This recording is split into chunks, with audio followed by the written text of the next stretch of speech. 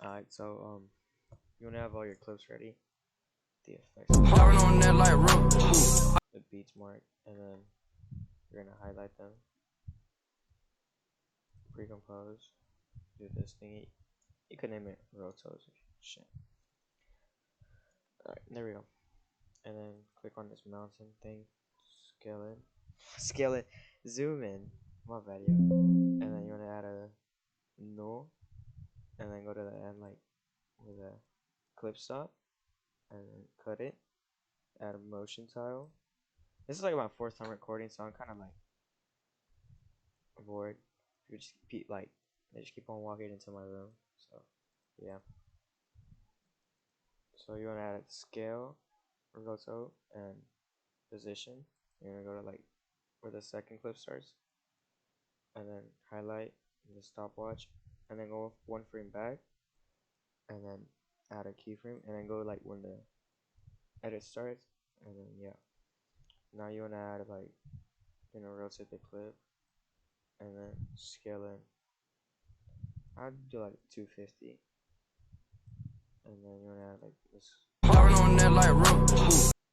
See, that looks pretty shit. So I'm gonna do it to the left. This is like a Zan remake, so I'm gonna do that, and then I'm gonna scale in. So that was like a little bit loose. I'm gonna sharpen it a little bit. And then you wanna go to your node, do the same thing. Do the stopwatch thingy and keyframe, and then first beat. Alright. And then since the second clip is like zoomed in to his face, we did 20 on this clip, so we're gonna do -20 on this one.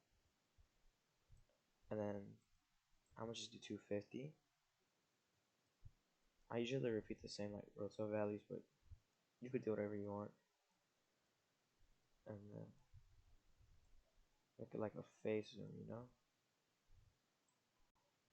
Man, it's gonna look really bad, but I'm rushing it since I don't want this to be long. And let's use this graph. I'm gonna sharpen it a bit because I don't want it to be like super loose. You could use max graph, but that would make it stiff. So now I'm gonna go back to the one that plays better. And then you're gonna go to your third. Just go over here. Do the same thing you did. So we did -20. We're gonna do. Let's put this first keyframe at 5. Then I usually scale up like 80, 90, somewhere around there. And then, like right before the other clip starts, you're gonna put this at -20. So we're gonna do like let's do -7. Yeah. Okay, so you're gonna scale in on you're gonna put this thing on, right? So that way, like when the tile's gonna show, and then you're gonna highlight this, and you can do like any fake zoom. I already have a graph that I made. I'm gonna just use it, and then let's see what this looks like. That's a bit stiff, so I'm gonna sharpen it a bit. Right there. Oh.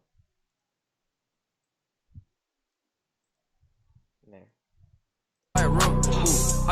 And then, since I'm gonna scale out on this clip, you should whenever you do rotos, always add a pinch when you scale out. And that's just it just makes it look way better. So you're gonna search up on the effects warp. You're gonna add it to your adjustment layer, and then change the warp style to fisheye. Put the bend at 0, the first keyframe, and then for the second keyframe, you're gonna put this at just put it all the way down. And then since we did -7 on here, we're gonna do, let's do 20. I don't really like it on your own, just do whatever values you want to do, just do whatever you want, but for the sake of the tutorial, I'm just gonna do this. And then once you add your graph, I usually just use this graph. I don't have it's a fuck it, who cares? I mean, Alright. And you're gonna do the same thing with the keyframes. Then since we did 20 in here, we're gonna do the opposite. I did 20. Then oh fuck, I'm stuck. There.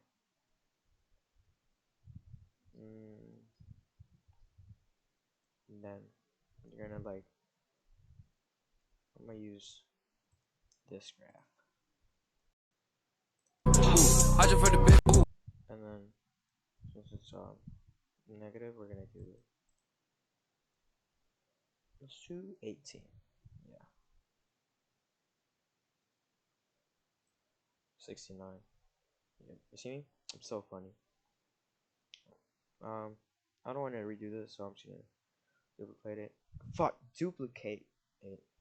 Man, what's up with my English today? You're gonna like go down.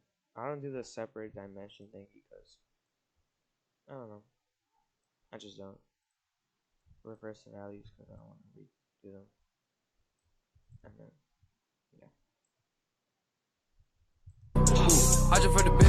When like you see tiles, you see the as. So what I do is I go on null, and the first keyframe, you see how like it's all regular. I scale in. Oh. I put it like at 110, and then I do like I add the graph that I did, so that way there's like less tiles, you know. It's not really noticeable, but no, it's I usually just match like the graph that I did on the rotos with the pinch, but you could also do max graph. It's just up to you. You see how there's tiles, so I'm gonna teach you a little trick. Wait, so I'll do that after. So once you did your rotos, where's the shakes? So you didn't say that, but add an adjustment layer, then go to your effects and search up Twitch. It's a plugin, by the way, so yeah. And then I usually do like 60 on the amount and 60 on the speed, right? And then go to enable and put slide and light. Don't do light all the time. I just like it. And then go to slide. And if you want an RGB shake, you can put this at 100. At 100. I'm gonna do, yeah. I'm just leave it like that. Then you're gonna keyframe the amount and go 1, 2, 3, 4, 5. See what I'm counting? Oh my, there we go. Then you're gonna put it at 0. Then highlight it. Just put any graph.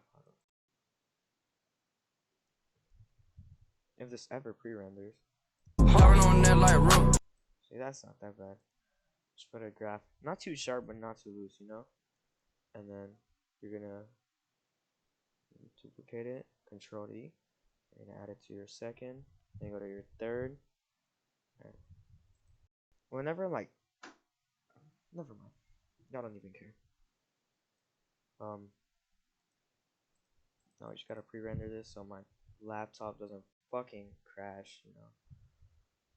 And then on that light room. I just for the bit. On that light room. I just for the. I'm gonna sharpen this one.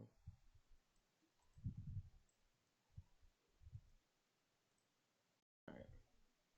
So then what you could do to hide tiles is make a adjustment layer all the way on the top and then search out directional blur. I use BCC directional because I have the plugin, but some people don't, so if you don't, just use the other one. And then you're gonna put this at 0 and then put this high as fuck. Alright, 180. And then you're gonna go 2 frames back and put this at 0, 0.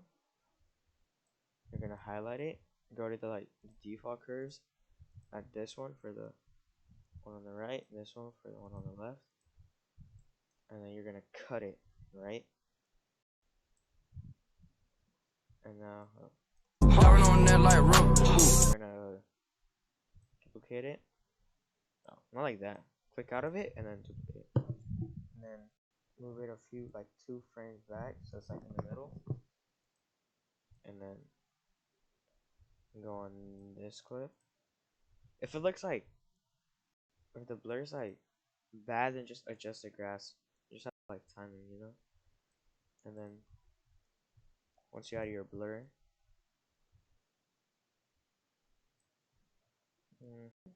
let's see this now. on that like I just for the bit. On that like I just for the bit. It's pretty bad, but who cares?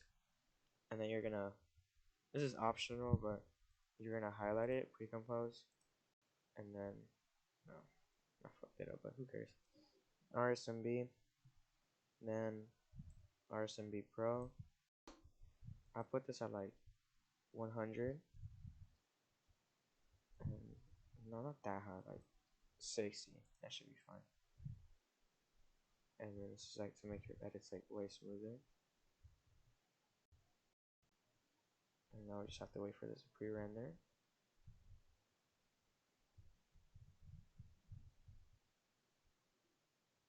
You add the RSMB when you're done, by the way.